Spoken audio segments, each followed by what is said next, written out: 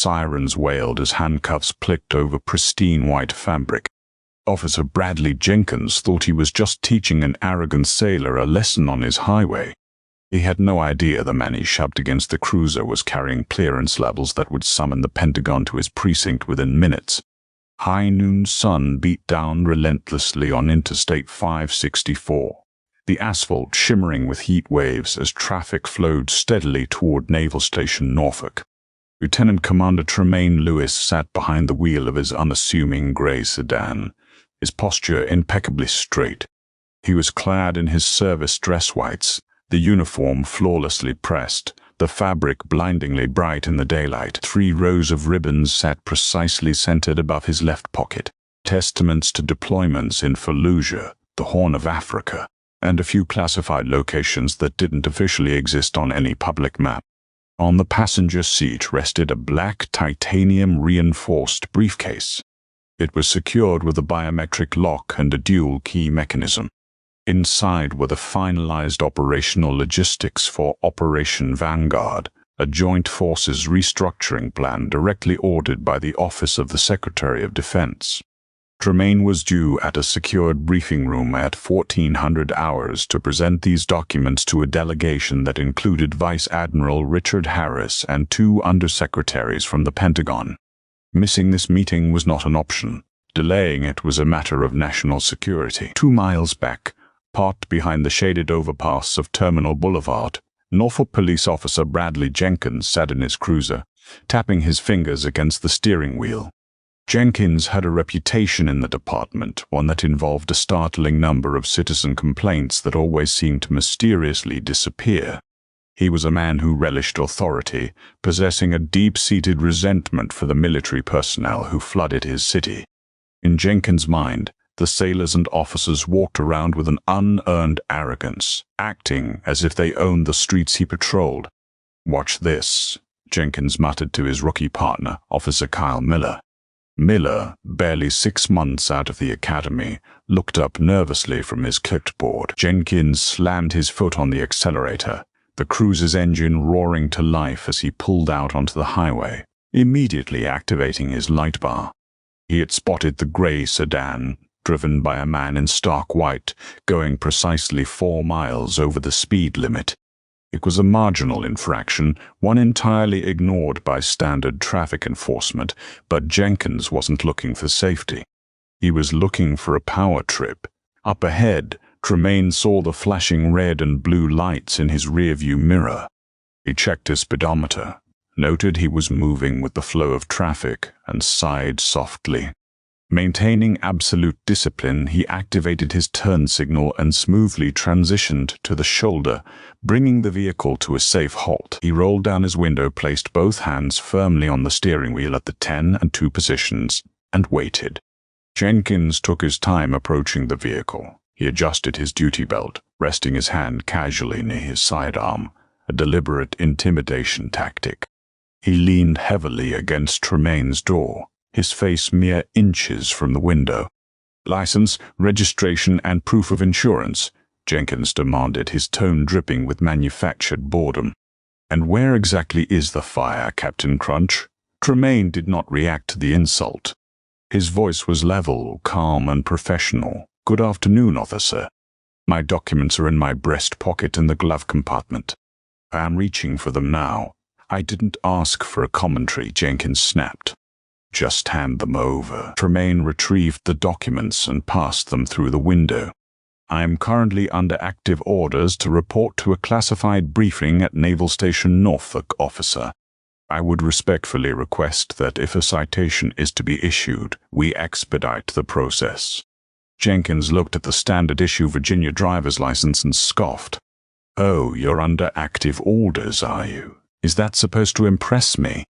"Out here, you're on my jurisdiction, Commander." Jenkins purposefully misread the rank. "You were swerving back there. Reckless driving." "I was maintaining my lane, officer," Tremaine replied, his tone remaining devoid of emotion. "My dashcam and your cruiser's camera will verify that."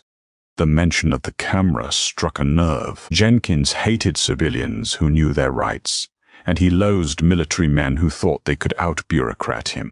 "Step out of the vehicle," Jenkins ordered, taking a step back and unhooking the retention strap on his holster. From the passenger side of the cruiser, Rookie Miller stepped out, looking panicked. "Brad, what are you doing? It's just a speeding stop." "Shut up, Miller," Jenkins barked. He turned his attention back to Tremaine. "I gave you a lawful order. Step out of the vehicle now." Tremaine knew the law, and he knew the military code of conduct. Escalation would serve no purpose. "Complying," he stated. He unbuckled his seatbelt, opened the door, and stepped out onto the dusty shoulder. The contrast between his immaculate dress whites and the grim reality of the roadside was stark. "Hands on the roof of the car," Jenkins ordered, stepping into Tremaine's personal space. "Officer, I am carrying classified materials in this vehicle," Tremaine warned softly. "I am required by federal law to maintain line of sight." Before Tremaine could finish, Jenkins grabbed the back of the white collar, his unwashed hands leaving an immediate, dark grease-stain on the pristine fabric. Jenkins slammed Tremaine forward against the roof of the dusty sedan. The impact forced the breath from Tremaine's lungs, and a layer of road grime instantly coated the front of his uniform. "Stop resisting," Jenkins yelled, a performative shout clearly intended for the dashcam's audio recording. He forcefully yanked Tremaine's arms behind his back, the steel handcuffs biting aggressively into the officer's wrists. "I am not resisting," Tremaine said, his cheek pressed against the hot metal of his car. His voice was strained but completely devoid of panic. "But I need you to listen to me very carefully. You are interfering with a federally mandated transit. You are making a mistake that you will not be able to undo." Jenkins leaned in close, his breath smelling of stale coffee and tobacco. "Save the threats for someone who cares, sailor. You're going to jail." He turned to his rookie. "Miller! Grab the briefcase on the front seat. We're impounding the vehicle." No.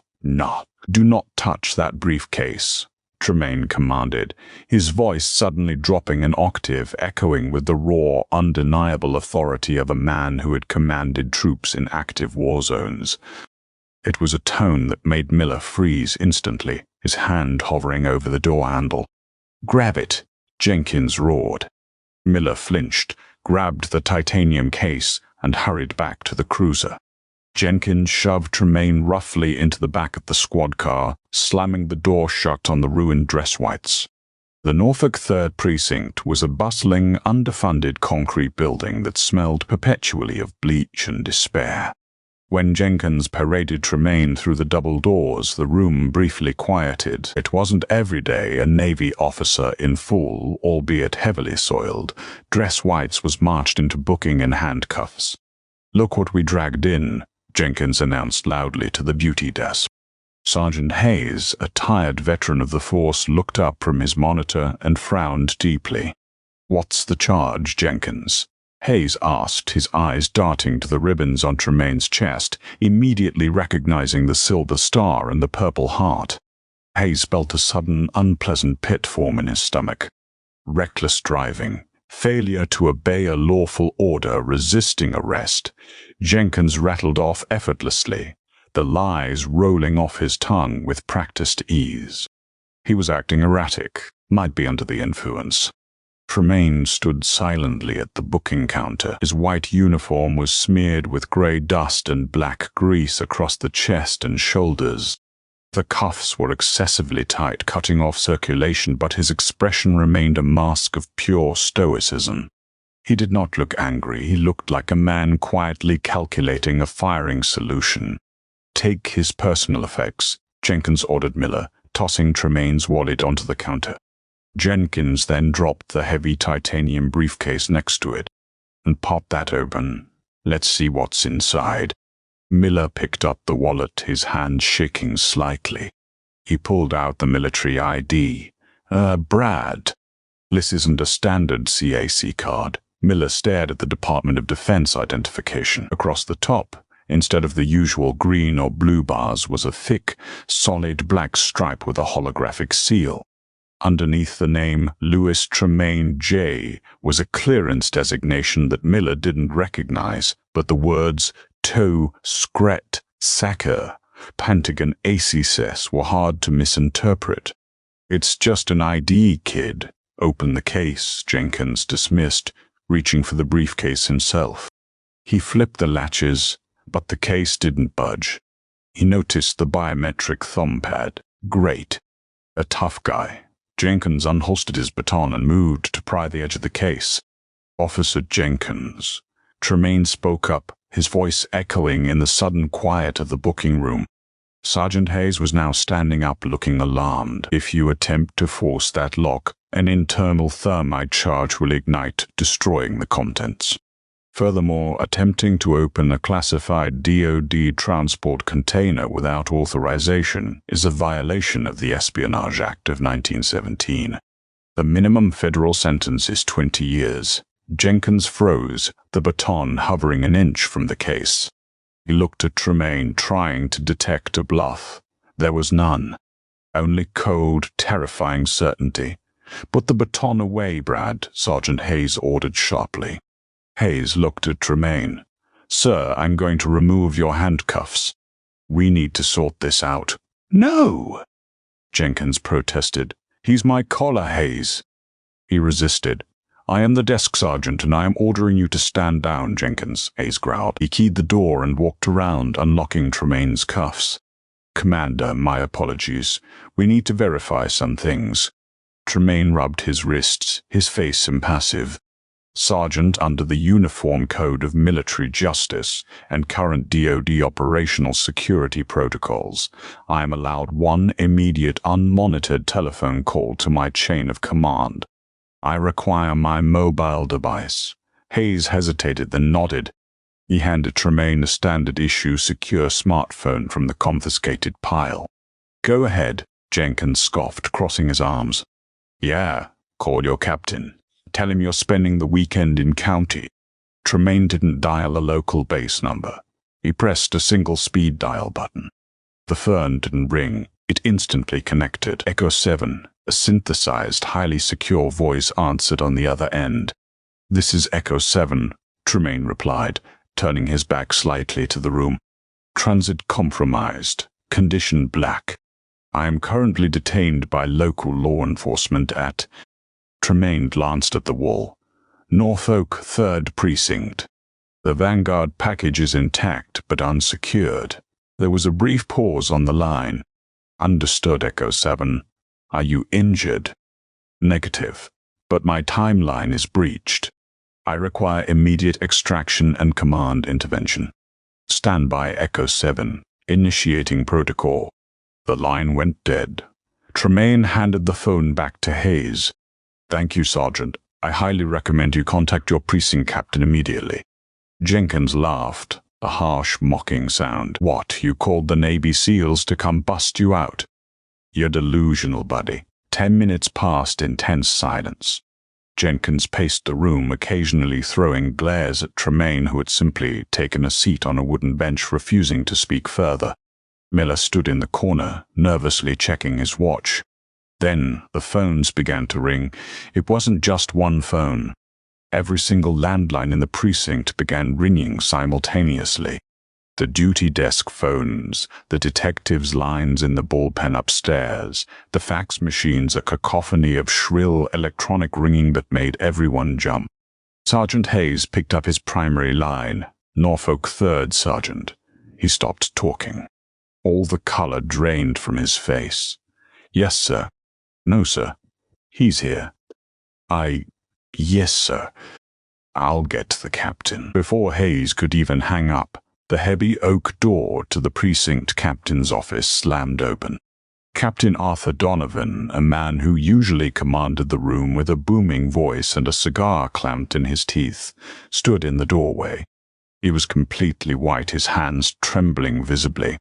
"Hayes," Donovan choked out, his eyes frantically scanning the room until they landed on Tremaine, sitting calmly on the bench in his ruined dress whites.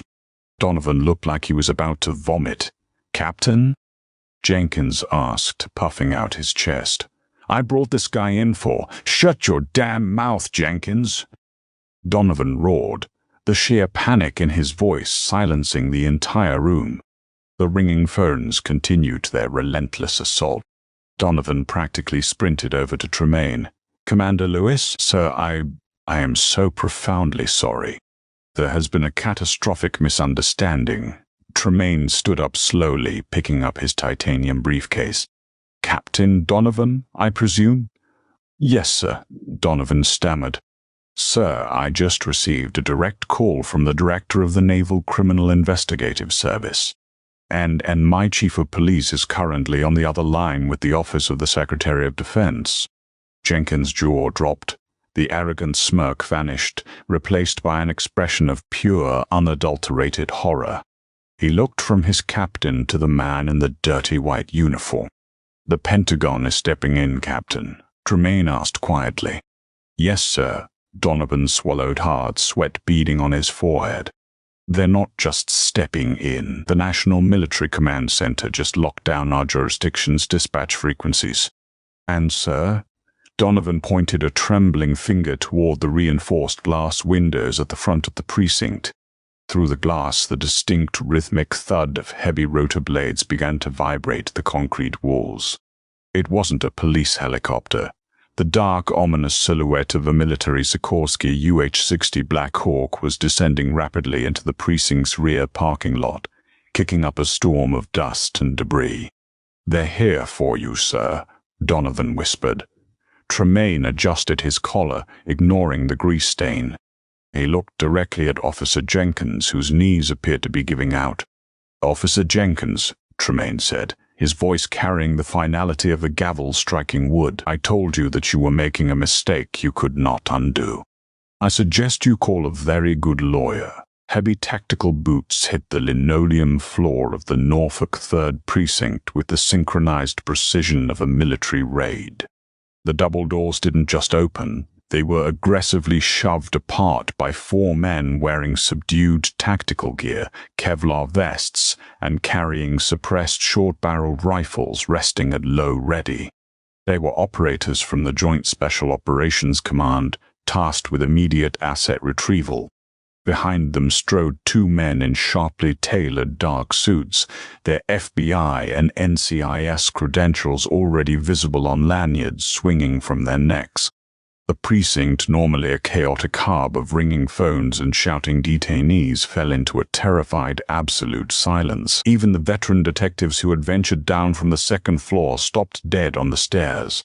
Special Agent Richard Connolly, a man with a jawline carved from granite and eyes that analyzed the room with predatory efficiency, walked directly past the paralyzed Officer Bradley Jenkins and approached Lieutenant Commander Tremaine Lewis.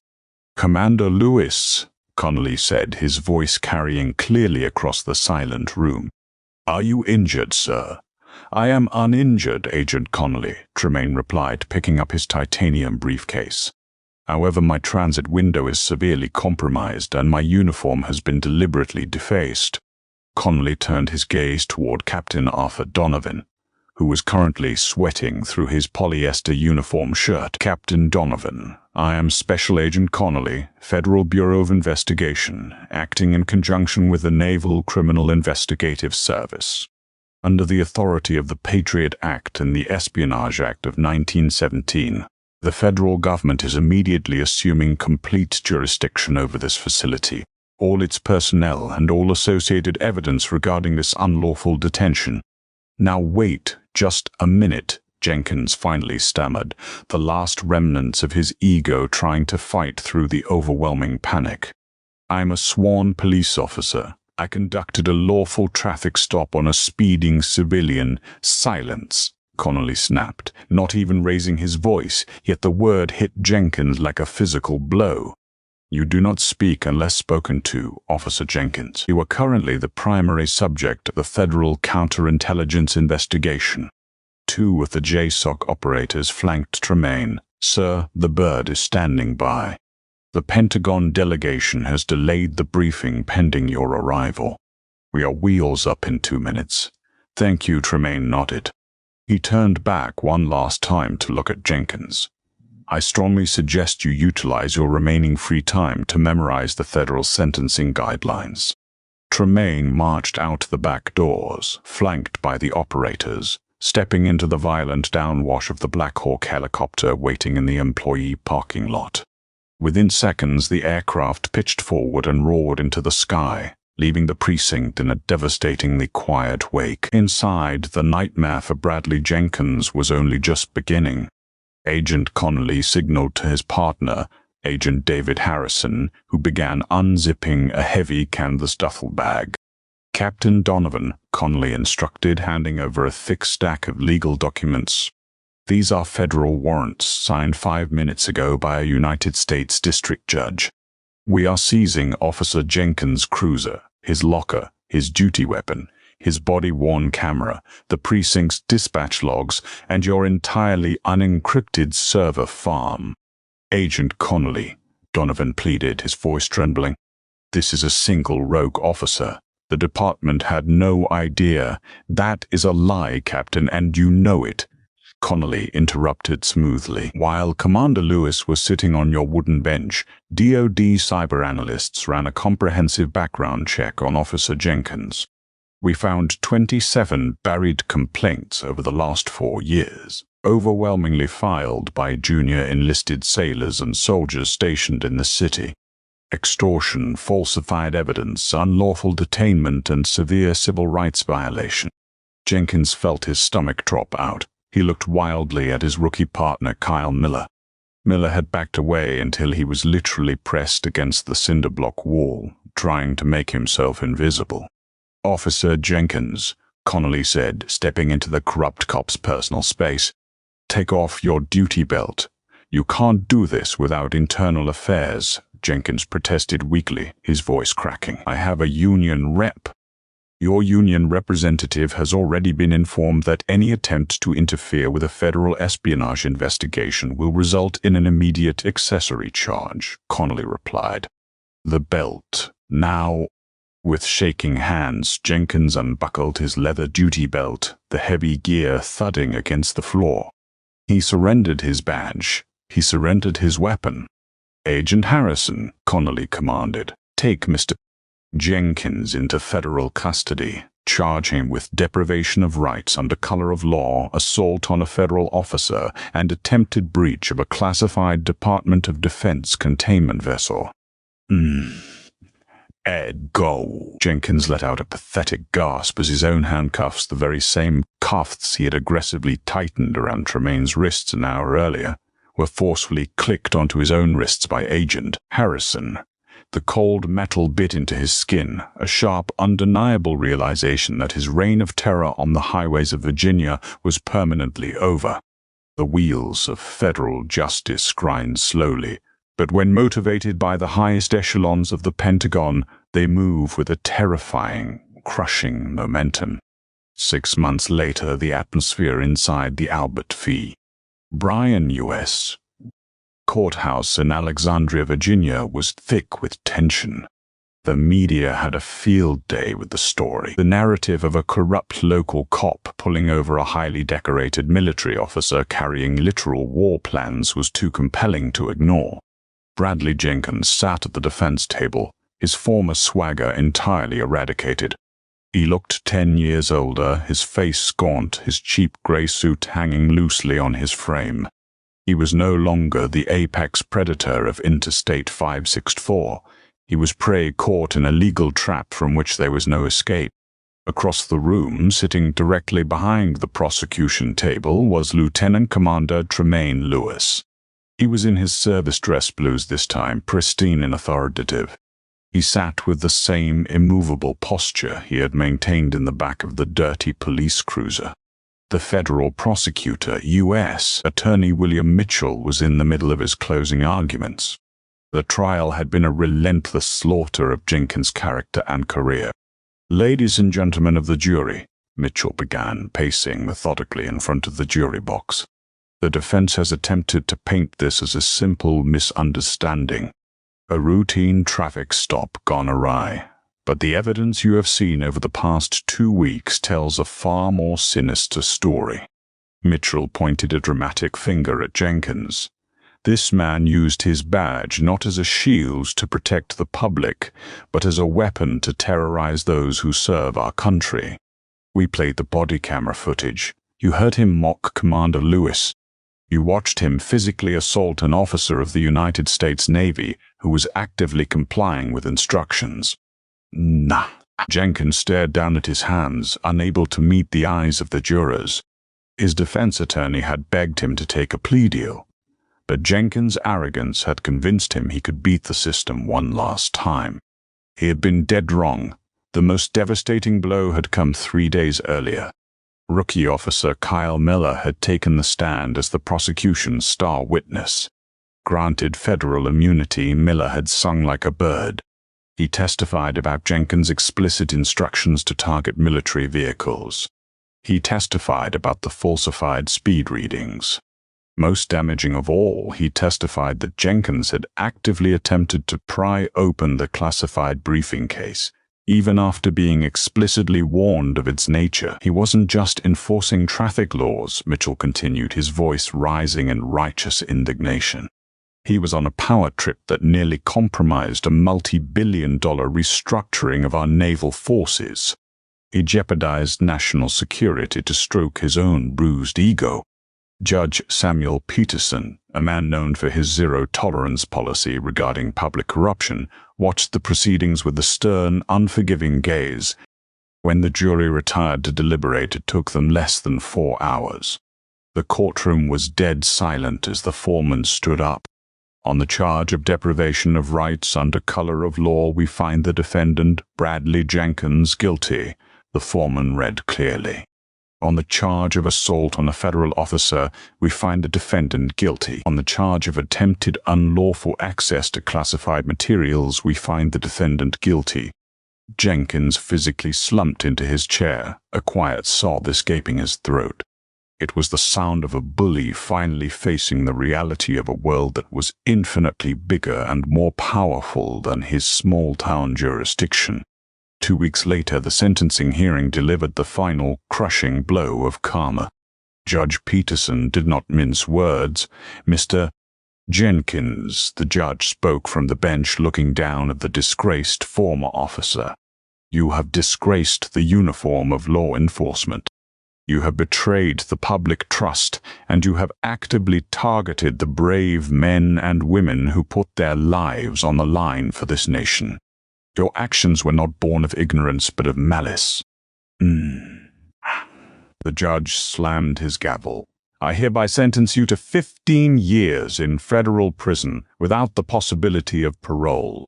You are additionally stripped of all municipal pensions and benefits." U.S.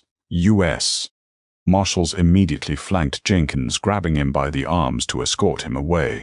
As he was led toward the side door of the courtroom, Jenkins locked eyes with Tremaine Lewis one last time.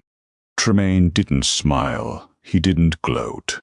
He simply gave a single slow nod of acknowledgement, the universal sign of a mission successfully completed. The Navy officer stood up, adjusted his immaculate uniform cover, and walked out of the courtroom, leaving the disgraced cop to a future defined by iron bars and concrete walls. The system had self-corrected. The highway predator had become the caged inmate. Karma had not just knocked on Bradley Jenkins' door. It had kicked it down with tactical boots. Did you love this intense story of instant karma? Hit that like button and subscribe to our channel for more unbelievable true stories. Share this video with your friends to remind them that nobody is above the law. Your support helps us deliver thrilling narratives every single week. Please leave a comment below sharing your thoughts on Officer Jenkins' punishment, and click the notification bell for future updates right now.